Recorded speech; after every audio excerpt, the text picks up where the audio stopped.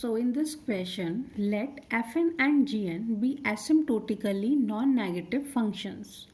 Using the basic definition of theta notation, we have to prove that maximum of Fn comma Gn is equals to theta of Fn plus Gn. So in this question, we are given with this equation and we have to prove it for theta notation. Okay. As we all know, in theta notation, what we have to do, one time we have to prove it as a smaller function and one time we have to prove it as a greater function.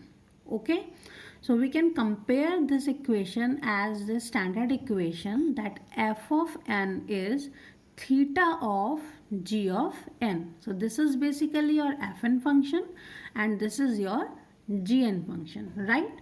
And also here they are given that fn and gn are the asymptotically non-negative functions. Non-negative functions, it means that these functions are greater than 0. And asymptotically means value-wise. Okay. So we have to apply some trick and prove this equation by theta notation. So let's see how we will do this. So what we'll do, first we define the maximum function. Okay. So how we can define, let us assume that whatever be the maximum function out of fn and gn, we assume it as hn, right? That means hn function can be fn or it can be gn. Okay, so if fn function is greater than or equal to gn, in that case hn will be equal to fn, and if fn is less than gn, in that case hn function will be gn, right? Now also here it is mentioned that fn and gn functions are asymptotically non-negative functions, right? Non-negative functions. So we can write it as that fn function is greater than or equals to 0 and gn function is greater than or equals to 0 for all n greater than or equals to n naught, right? Thus for n greater than or equals to n naught, we can write as that fn plus gn is greater than or equals to fn, which is greater than or equals to 0. That means what we are doing, if we add in fn some gn function, that means this function is greater than or equals to 0. Okay, so we'll make this equation as equation number 1, or we can write it as fn plus gn is greater than or equals to gn if in hn gn function is greater. Okay, these are two equations. Now we can rewrite this equation as that for any n, hn is the maximum function, this hn is either it can be fn or it can be gn. So we can also write these equations as fn plus gn is greater than or equals to hn, right? Because hn can be fn or hn can be gn, which is greater than or equals to 0. What here hn is? Hn is the maximum function here. Okay, so hn is equals to maximum of fn comma gn, right? Which is less than or equals to fn plus gn. Okay, we can write it here as any constant.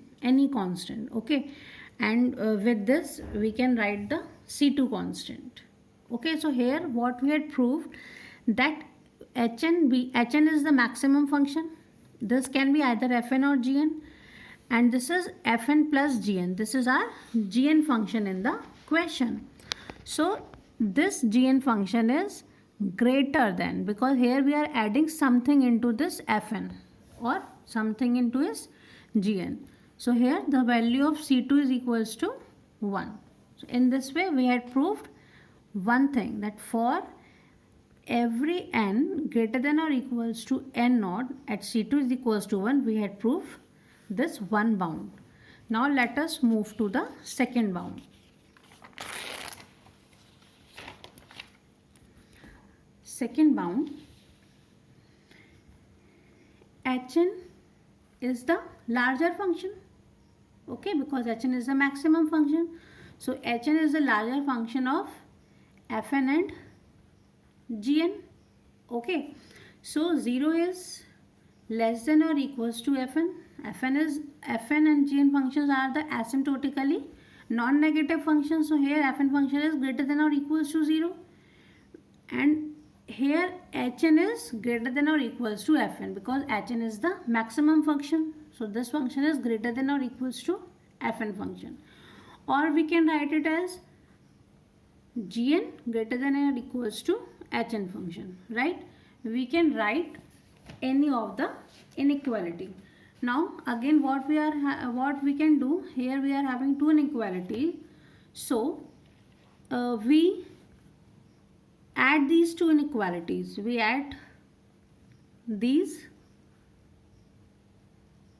two inequalities. So when we add these two inequalities, what we will get? 0 is less than or equals to, we'll just add this Fn plus Gn less than or equals to twice of Hn, right? By adding these two inequalities. Also we can write it as this Fn plus Gn, this 2 can come here, less than or equals to Hn, right? So if we write this equation in terms of Hn, so it can be Hn is equals to, Hn is the maximum function, which is either it can be Fn or it can be Gn, right? So this maximum function is greater than or equals to, we can write it as 1 by 2 into Fn plus Gn, right? So here we had proved that this f of n is greater than or equals to this Gn function, where this is the constant. Okay, this is the constant C1, which is equals to 1 by 2, right, for all n greater than or equals to n naught. Hence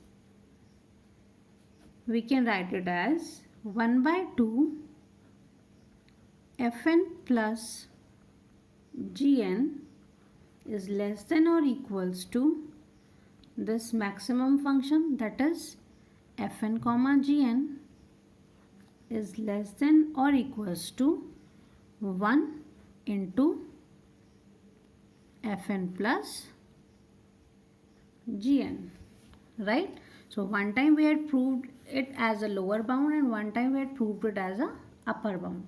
So finally we can say that maximum function Fn comma Gn is tightly bound with Fn plus Gn function. Okay.